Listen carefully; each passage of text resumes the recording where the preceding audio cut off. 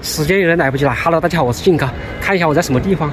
长沙南站，等一下我要坐3点半的高铁到福建，要途经湖南、江西、福建3个省份。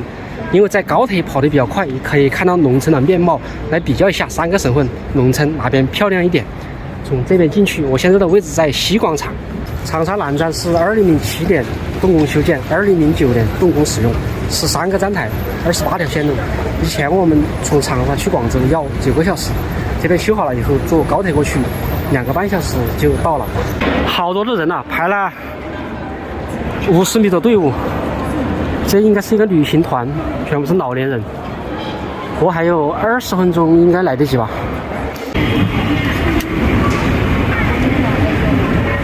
现在时速是306，看一下外面，好快呀！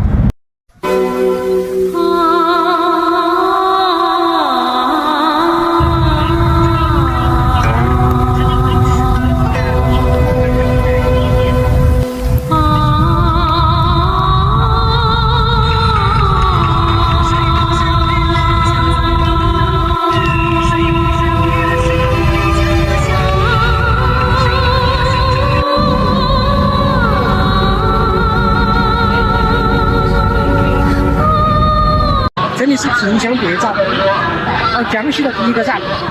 这边的车站相对于长沙南站还是差了很多，这里只停2个，这边上就是山，真还是山。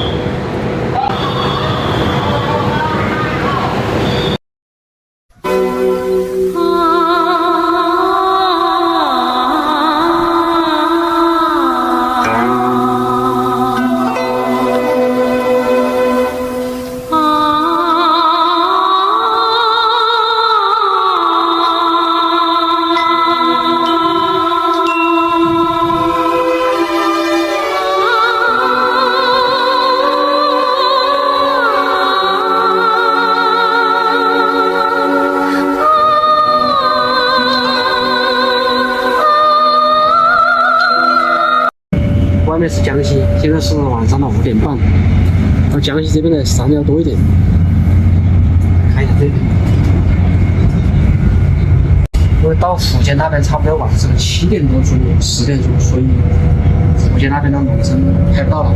大家就将就看一下江西、湖南的农村做对比，哪边稍微好一点。我个人感觉湖南的话要好那么一点点，也可能是我在湖南待的久一点嘛。记得